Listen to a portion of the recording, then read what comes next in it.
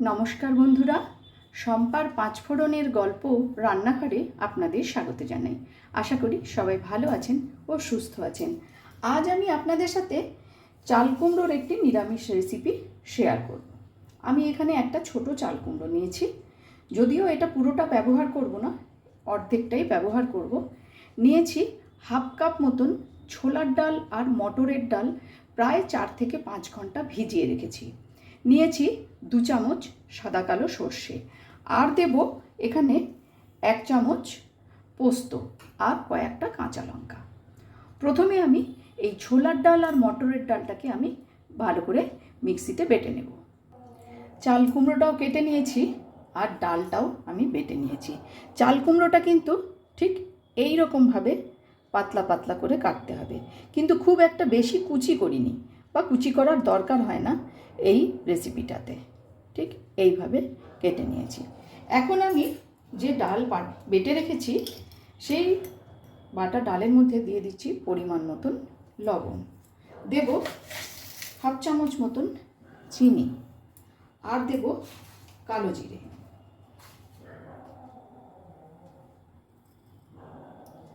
খুব ভালো করে ডালটা ফেটিয়ে নিয়ে বড়া তৈরি করে নেব।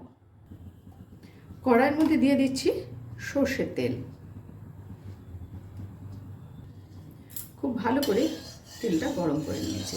এবারে ওই বাটা ডাল থেকে ছোট্ট ছোট্ট আকারে কিন্তু আমি বড়াগুলো তৈরি করে নেব।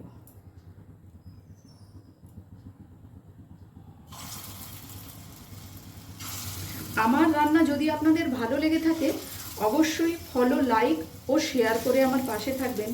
আর যারা আমার চ্যানেলটি এখনও সাবস্ক্রাইব করেননি তাদের কাছে অনুরোধ রইল চ্যানেলটি সাবস্ক্রাইব করে পাশে থাকা বেল আইকনটি অবশ্যই প্রেস করবেন, যাতে আমি কোনো নতুন রেসিপি দিলে আপনাদের কাছে নোটিফিকেশন পৌঁছে যায়। সবকটি বড়াই কিন্তু আমি এইভাবে লাল করে ভেজে নেব।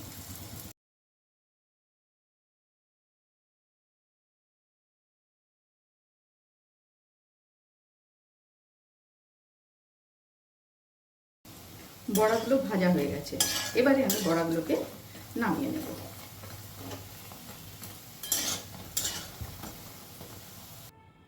বড়া ভাজা ওই তেলের মধ্যে দিয়ে দিচ্ছি আর একটুখানি সর্ষের তেল। তেলও গরম হয়ে গেছে। এখন আমি ফোড়নে দিয়ে দিলাম শুকনো লঙ্কা, আর দেব 1 চামচ কালো জিরে।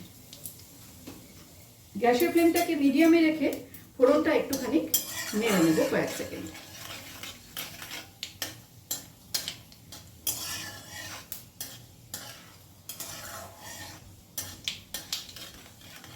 এবারে এর মধ্যে কেটে রাখা চাল কুমড়োটা দিয়ে দেব।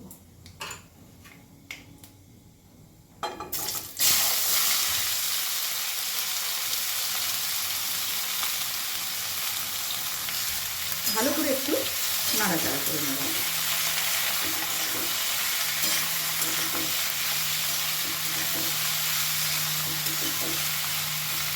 দিয়ে দেব পরিমাণ মতন লবণ।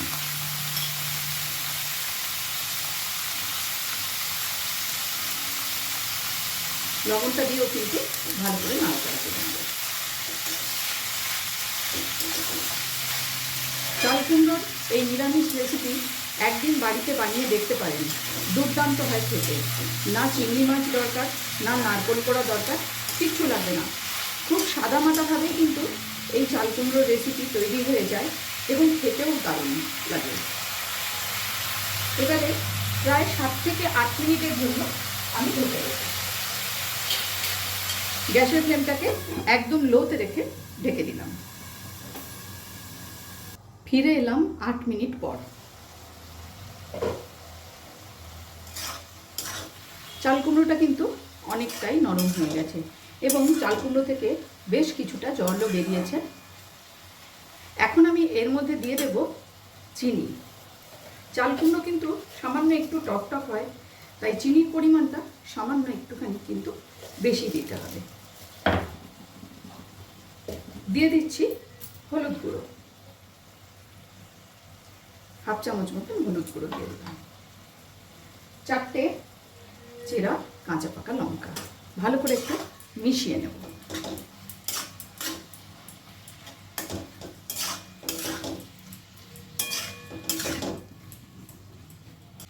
চাল কুমড়োটা যতক্ষণ ঢাকা দেওয়া ছিল আমি ততক্ষণ কিন্তু সর্ষে পোস্ত আর 2টো কাঁচা লঙ্কা শিলে বেটে নিয়েছিলাম।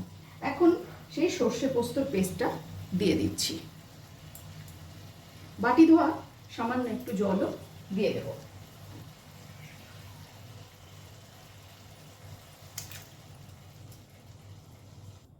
ভালো করে সব কিছু মিশিয়ে নিচ্ছি।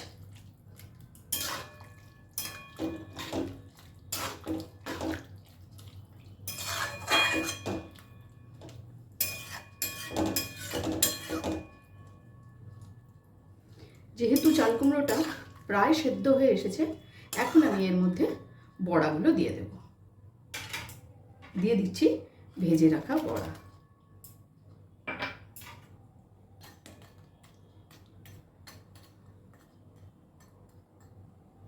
প্রায় 10 মিনিটের জন্য গ্যাসের ফ্লেমটাকে একদম লো করে আমি ঢেকে দিলাম। ফিরে এলাম 10 মিনিট পর।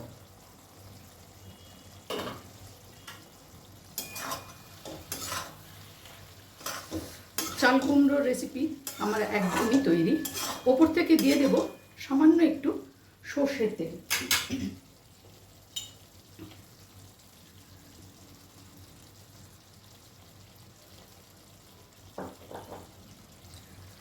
ভালো করে একটু মিশিয়ে নিচ্ছি।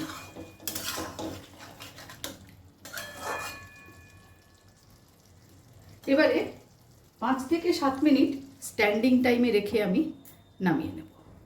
তৈরি করে নিলাম অপূর্ব স্বাদের নিরামিষ একটি চাল কুমড়োর রেসিপি। ভিডিওটি আপনাদের কেমন লাগলো অবশ্যই কমেন্টস করে জানাবেন। আজ তাহলে এই পর্যন্তই। দেখা হচ্ছে সামনের ভিডিওতে অন্য কোনো রেসিপির সাথে। ভালো থাকবেন, সুস্থ থাকবেন।